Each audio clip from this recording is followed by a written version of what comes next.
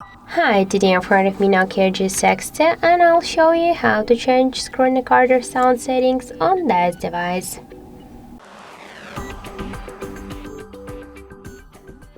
So first let's open the notification panel shortcuts, and after that we should find the screen record icon. Just hold for a while this icon, and now we can see here record audio section. Just if you wanna use, for example, the device audio here, you should use this switcher.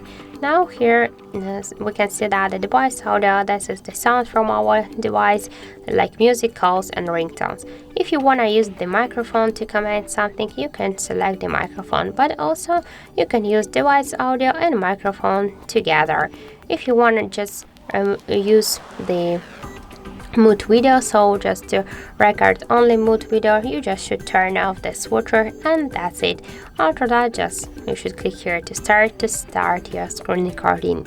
So that's it. Thank you for watching, and if you find this video helpful, don't forget to leave a like, comment and to subscribe our channel.